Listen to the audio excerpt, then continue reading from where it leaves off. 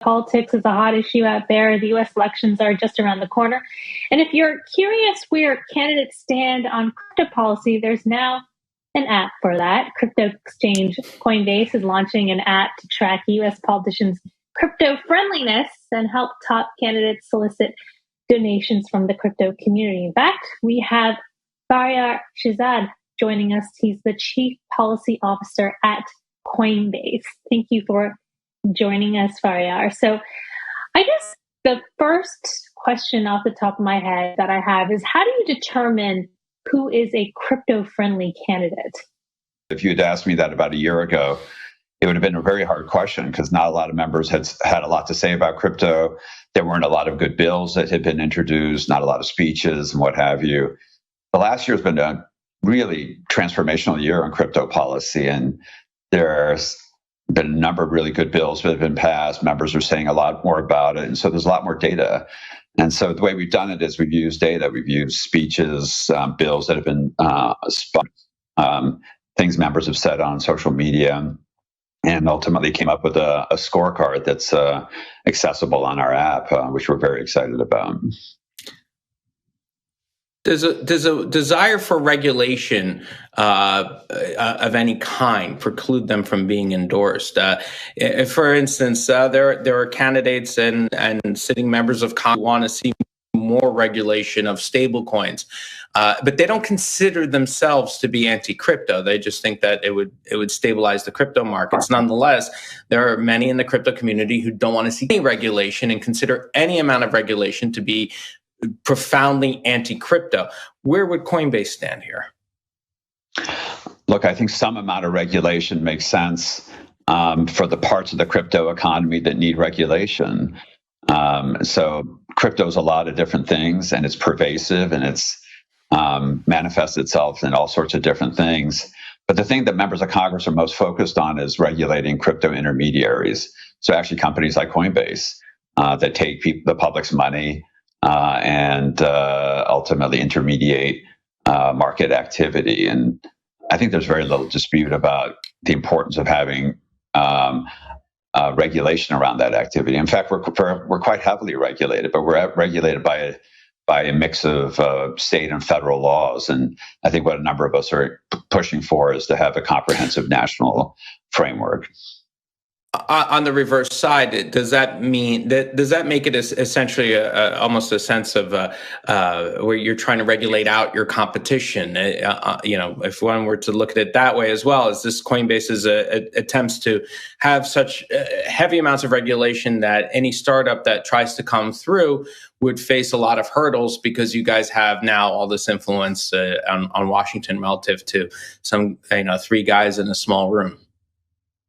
No, quite the opposite. I mean, if you think about it now, if you want to try to run an exchange right now, you have to get registrations and licenses almost in every state. So you have to go through every state one by one, register your business. There are a series of national licenses and registrations you need to get. It's quite complicated, and the amount of legal and regulatory complexity with that is quite high. And so if we had a simple national framework, it actually would make the sector more dynamic and allow new innovators to enter the market. Because remember, Coinbase is very much invested in the future of the crypto economy. We're not just invested in one business model.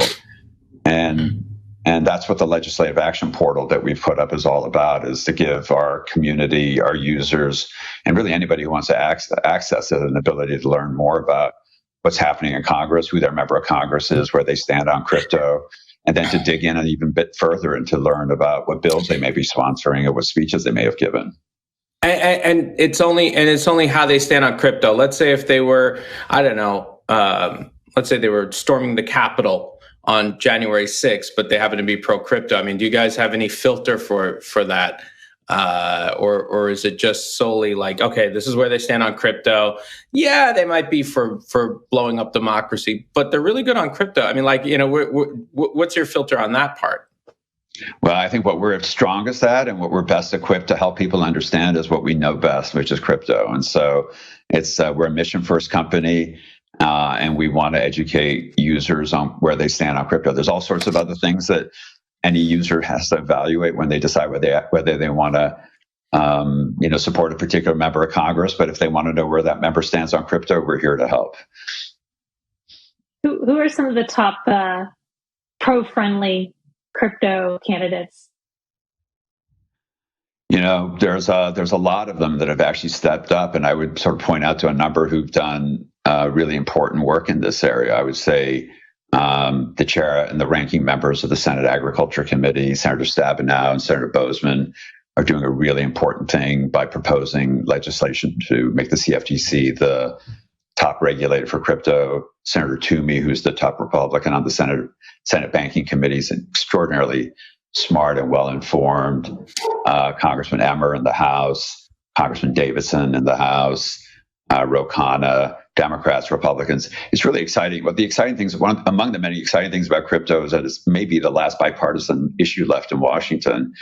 You got really cool bills that have been introduced by Democrats and Republicans together, progressives and conservatives, and the number of them is growing by the day. So there are a lot of members who just have no profile on crypto, but that's changing by the week.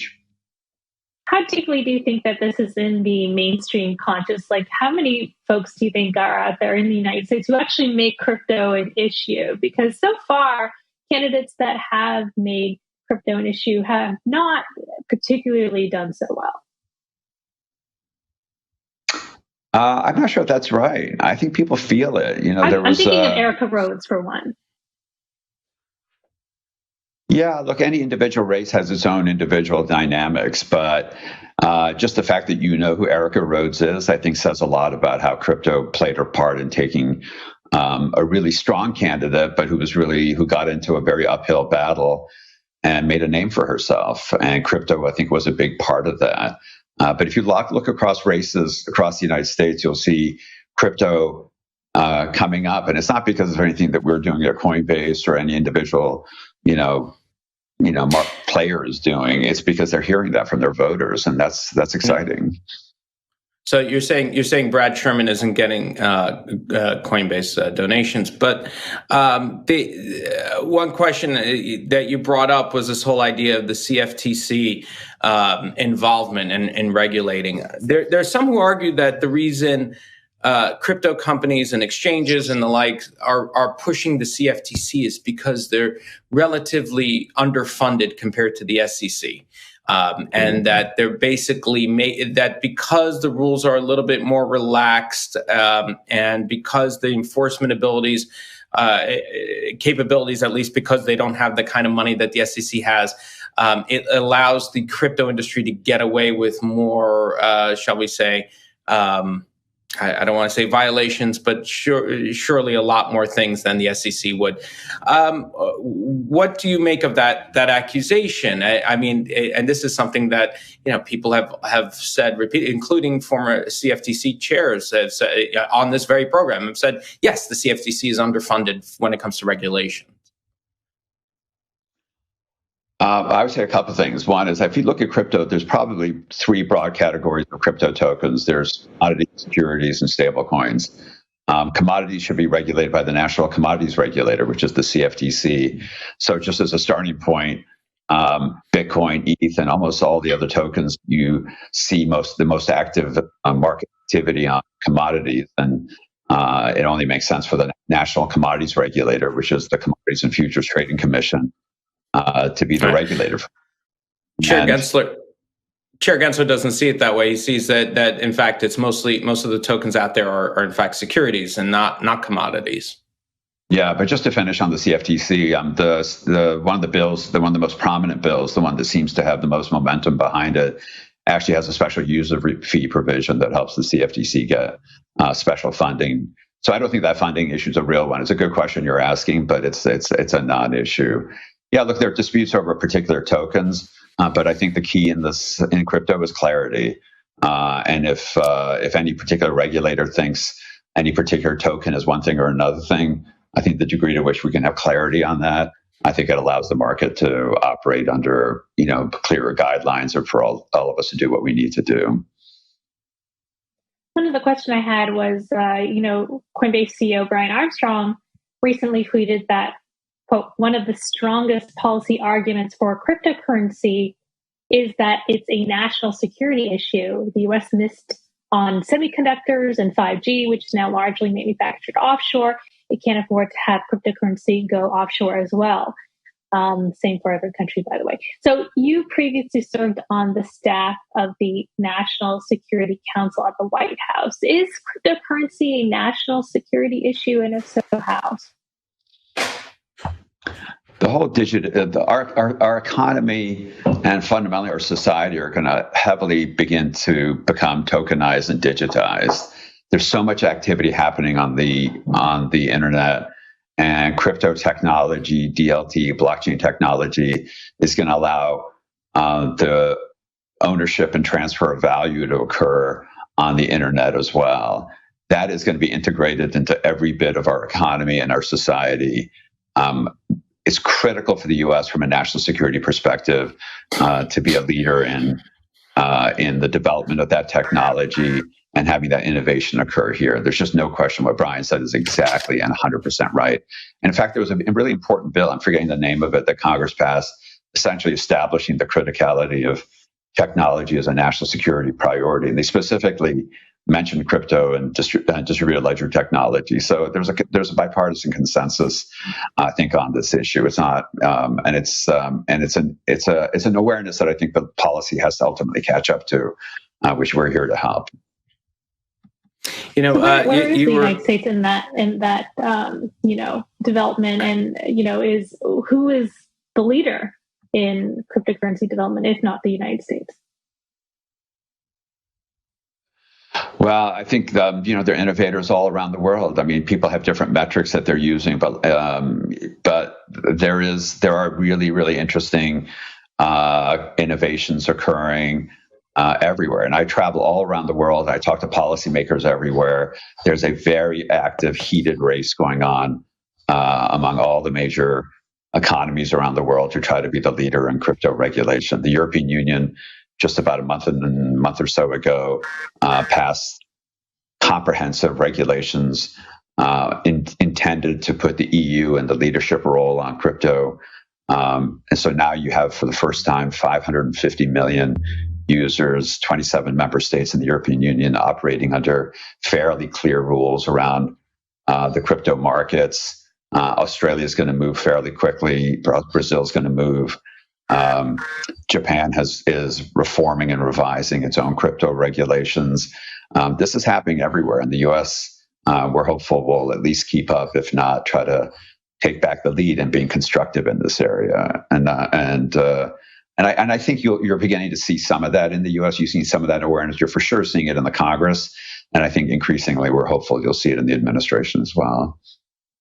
So you were at Goldman Sachs at a time when the Volcker rule came out, and of course there's some controversies now with exchanges, crypto exchanges, because unlike regulated U.S. Equities exchanges, for instance, you can conceivably have a prop desk trading against their own customers on an exchange just because of the nature of how these exchanges work.